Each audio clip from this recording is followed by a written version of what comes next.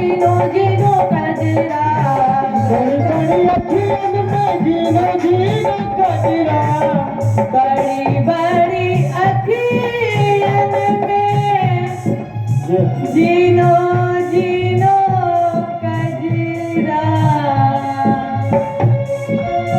बड़ी बड़ी अखियन में जीनो जीनो कजरा, बड़ी बड़ी अखियन में जीनो जीनो कजरा, जीनो जीनो कजरा, जीनो जीनो कजरा, जीनो जीनो कजरा, जीनो जीनो कजरा। घायल कुंज बिहारी, घायल कुंज बिहारी, गुलाम तेरो बनवारी, गुलाम तेरो बनवारी, सुन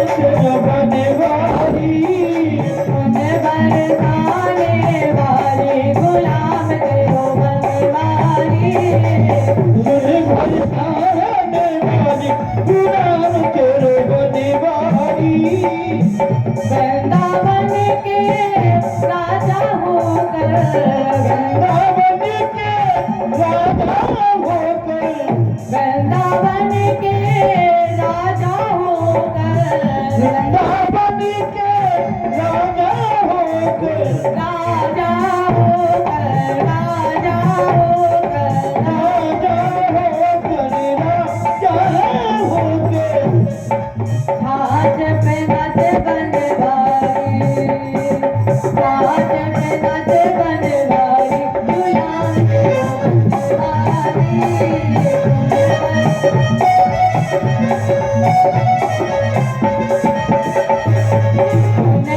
बरसाने वाली गुलाम तेरो बनवारी, सुन बरसाने वाली गुलाम तेरो बनवारी, सुन बरसाने वाली गुलाम तेरो बनवारी, सुन बरसाने वाली गुलाम तेरो बनवारी, सुन बरसाने वाली गुलाम तेरो बनवारी।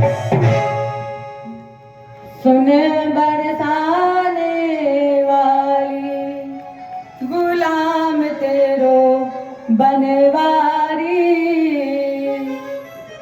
बड़ी बड़ी अखियन में जीनो जीनो कजरा, बड़ी बड़ी अखियन में जीनो जीनो कजरा, और घायल कुंज बिहारी गुलाम तेरो बनवारी, और सुन बरसाने वाली गुलाम तेरो बनवारी। इसलिए राधा जी का नाम पहले है। इसके बाद श्रीमद् भागवत कथा में सुखदेव जी की चरण वंदना है। यम प्रव्रजंत मनुपेत मपेत कृत्यम, अदय पायनो कातर आजुहाव, पुत्रेति तन्मयता तर्वो मिने दुस्तम, और सर्वभूत हृदयम मुनिमात्मश्रोमि। अजान बाहु परमहंस अवधूत संस्कार शून्य अजान बाहु, जिसने 12 वर्ष माँ के गर्भ में रहा और मंदिर बना लिया।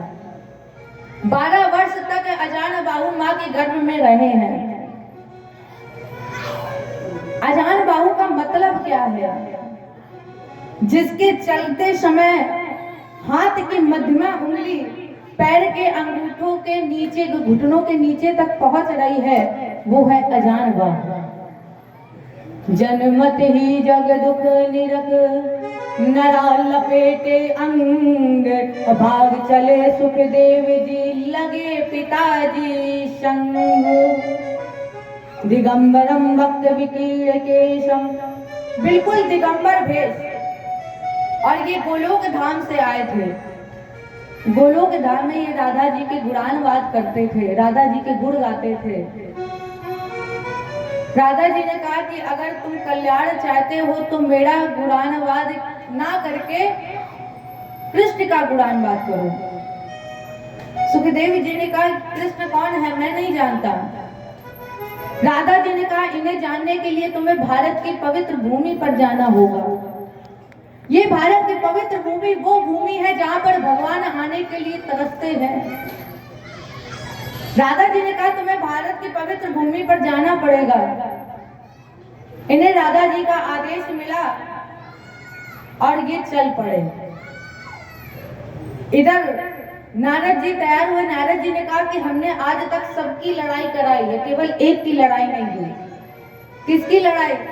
बोले बाबा मैया पार्वती जी की तो लड़ाई हम करा ही नहीं पाए अभी तक। तो नारद जी ने वीणा उठाई और चल दिए मैया पार्वती की तरफ। इधर भोले बाबा समाधिस्थ के लिए चले। नारद जी गए, मैया पार्वती को प्रणाम किया और नारद जी ने कहा माता जी एक बात बताइए। माता जी ने कहा पूछिए, बताइए कौन सी बात है। नारद जी ने कहा ये बताइए माता जी, आपके स्वामी आपसे प्रेम करते हैं? अब कोई भी पूछेगा तो हर कोई यही कहेगा हाँ हमसे बहुत प्रेम करते हैं। माता जी ने कहा हमसे सबसे ज्यादा प्रेम करते हैं। नारद जी ने कहा अच्छा माता एक बात और बताइए,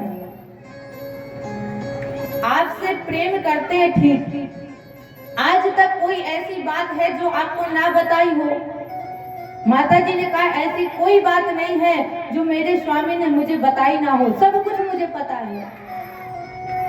नारद जी ने कहा ठीक। अब माता ये बताइए कि आपको ये पता है कि भोले बाबा नृत्य अच्छा कर लेते हैं?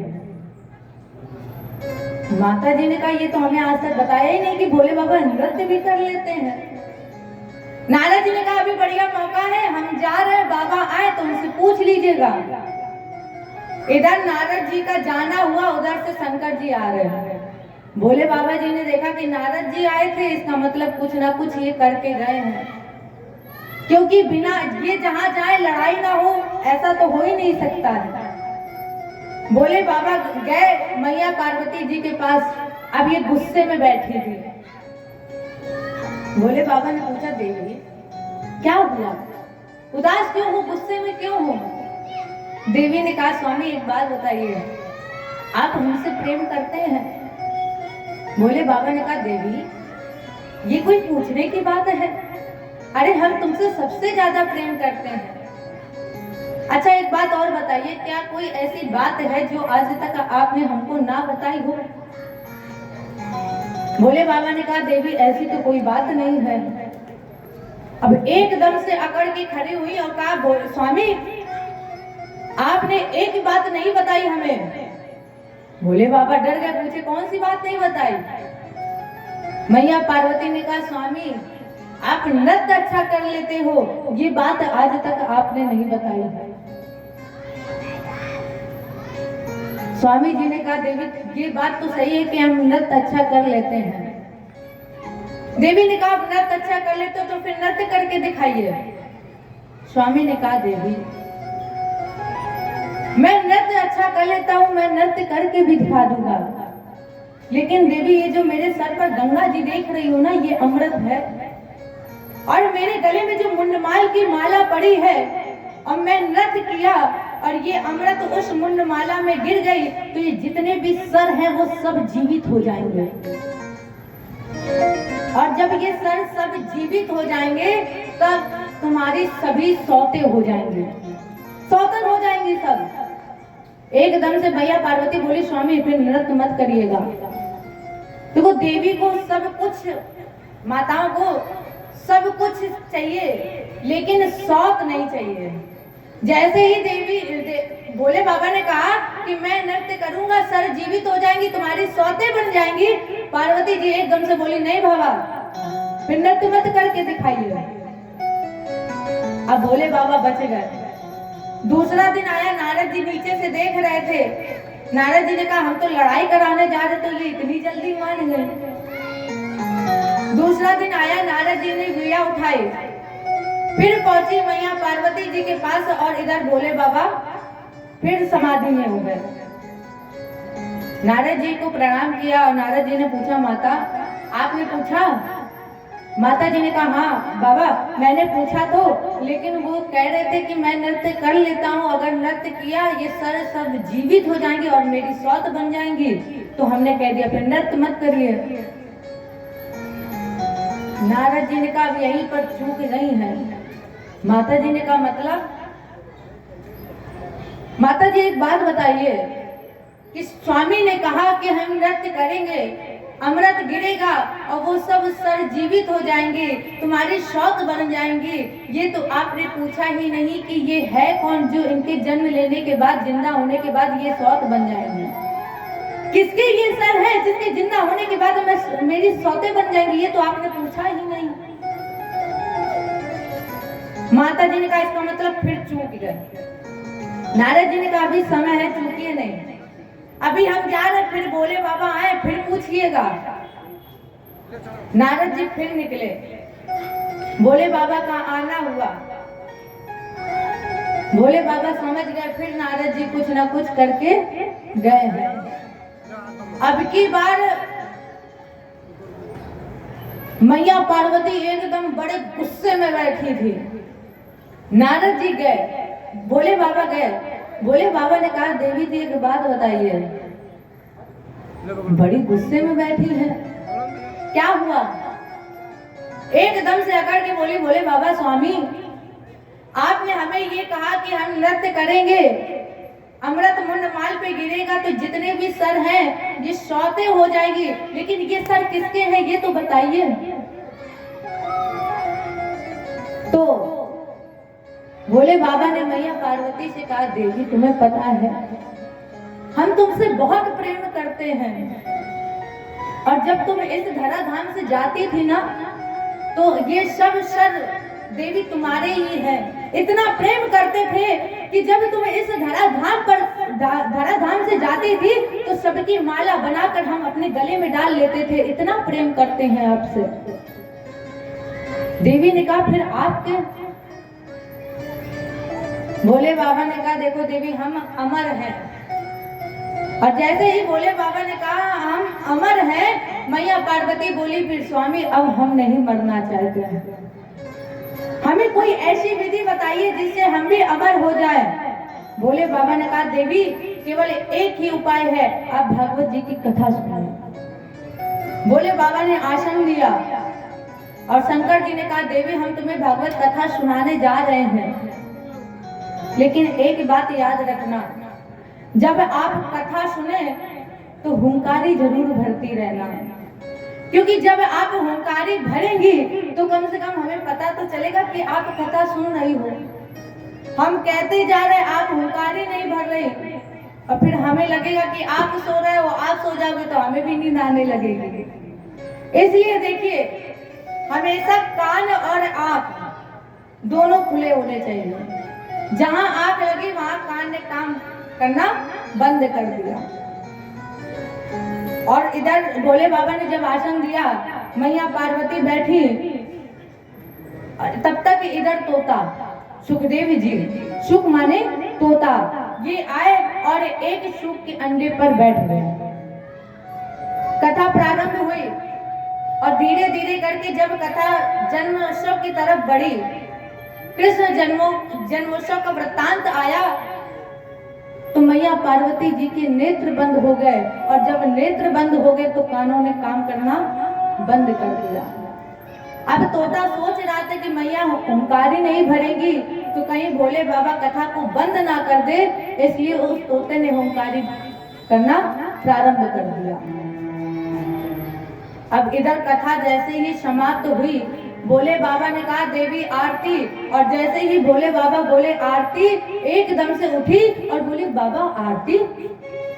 अरे अभी तो हमने कृष्ण जी का वृत्तांत ही नहीं सुना, कृष्ण जन्मोत्सव ही नहीं सुना, और आप आरती की बात कर रहे हैं। भोले बाबा ने कहा फिर ये कथा सुनी किसने? देवी जब आपने नहीं सुनी फिर ये कथा किसने सुनी? तीसरा नेत्र खोला और आज भोले बाबा ने उसी के ऊपर त्रिशूल फेंक दिया जो कथा अमर कथा सुन चुका है। अब सुखदेव जी आगे आगे भाग रहे हैं, तोता आगे आगे भाग रहा है और भोले बाबा त्रिशूल को लेकर पीछे पीछे भाग रहे हैं। इधर अरनी जी छत पर बाल सुखा रहे हैं।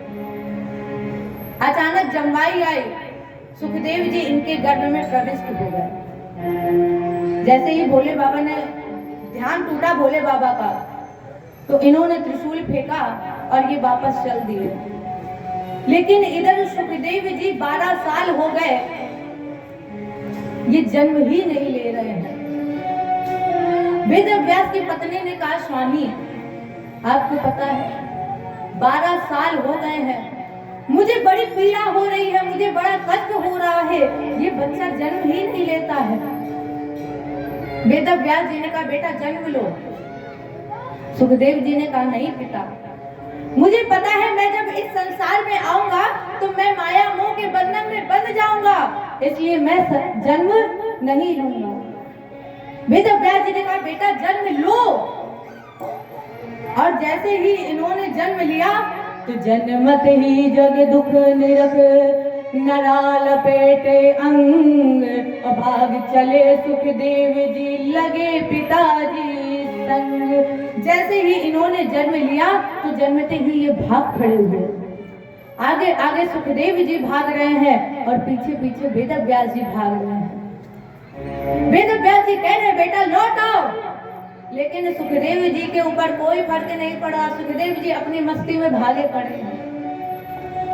वेद व्यास जी ने कहा, बेटा अरे लौट आओ, तुम्हारे पिता तुम्हारी माता इंतजार कर रही है। सुखदेव जी ने कहा, पिताजी इसीलिए तो हम जन्म नहीं ले रहे थे, अगर हम जन्म ले लेंगे तो फिर हम बंधन में बंध जाएंगे। ऐसे आगे भाग रहे सुखदेव जी। कुछ महिलाएं निर्वस्त्र स्नान कर रही थी। सुखदेव जी निकले, उन महिलाओं को कोई फर्क नहीं पड़ा। और जैसे ही वेद व्यास जी निकले, उन महिलाओं ने जल्दी से वस्त्र लिए और वस्त्र धारण कर लिए। वेद व्यास जी ने उन माताओं से पूछा, माता एक बात बताइए, अभी अभी मेरा जवान बेटा निकल कर गया, उसे देखकर आपने वस्त्र धारण नहीं किए, और देवी मैं तो बूढ़ा हो गया हूँ, मैं तो वृद्ध हो गया हूँ, और तुमने मुझे देखकर वस्त्र धारण कर लिए। तो उन महिलाओं ने, उन माताओं ने बड़ा अच्छा उत्तर दिया और कहा कि देखिए बाबा, जो अभी अभी आपका बेटा जवान गया है वो कुछ नहीं जानता है, उसे नहीं पता है कि महिला क्या है और पुरुष क्या है, वो नहीं जानता, वो तो माया मोह के बंधन से मुक्त है। लेकिन बाबा आप सब कुछ जानते हो, आप जानते हो महिला क्या है, आप जानते हो पुरुष क्या है, इसलिए हमने आपको देखकर वस्त्र धारण कर लिया। फिर भी वेद व्यास जी को ज्ञान नहीं हुआ, भाग रहे हैं। और इधर वृक्षों ने कहा कि आप हमसे शिक्षा लीजिए कि जिस तरह हम फलते हैं फूलते हैं तो लोग हमें ईंटा मारकर तोड़कर फेंक के खा लेते हैं। देखो संत का हर कार्य समाज के लिए होना चाहिए, संत का हर कार्य समाज के लिए होना चाहिए, समाज के कल्याणार्थ होना चाहिए। तब वेद व्यास जी को ज्ञान हुआ और वेद व्यास जी लौट कर वापस आए। सुखदेव जी इधर एकांत में गुफा के अंदर बैठ करके निराकारों का आशक समाधिस्थ हो गए। ऐसे परमहंस संस्कार शून्य अजान बाहु के श्री चरणों में कोटि सा नमस्कार और प्रणाम। इसके बाद इस पुराण को गाने के लिए एक स्थान का चयन किया गया, जिस स्थान का नाम है नैमिष। इस नैमिष में सौनकादिक 88,000 ऋषि मुख्य आसन पर श्री शौनक जी महाराज और उच्च आसन पर श्री सूत जी महाराज।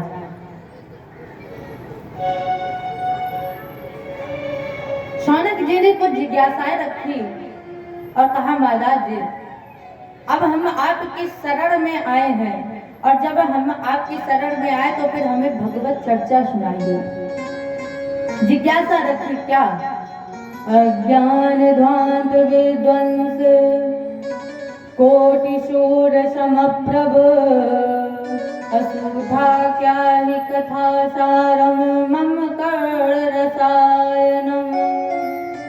महाराज जी, ऐसी कोई ज्योति जलाइए, ऐसा कोई तेज प्रकाश जिसकी छत्र छाया में जाने से हमारी अज्ञानता का नष्ट हो जाए। कथा का जो रस है वो हमारे कानों को अमृतमय लगे।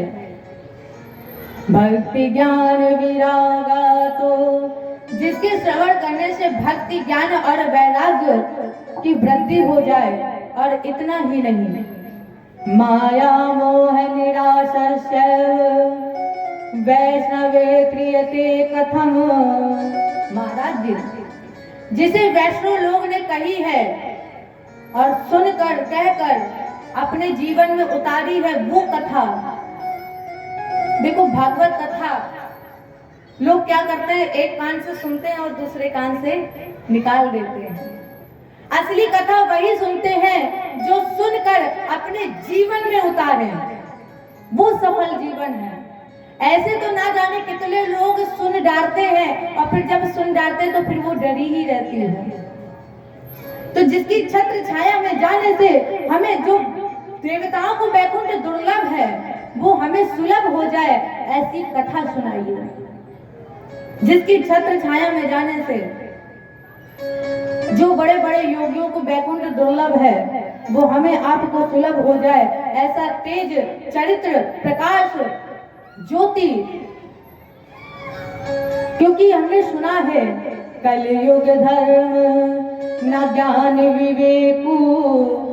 कलयुग में ना तो धर्म है, ना ज्ञान है और ना विवेक है। जब कलयुग में ये तीन चीजें नहीं है तो फिर धर्म की स्थापना कैसे होगी?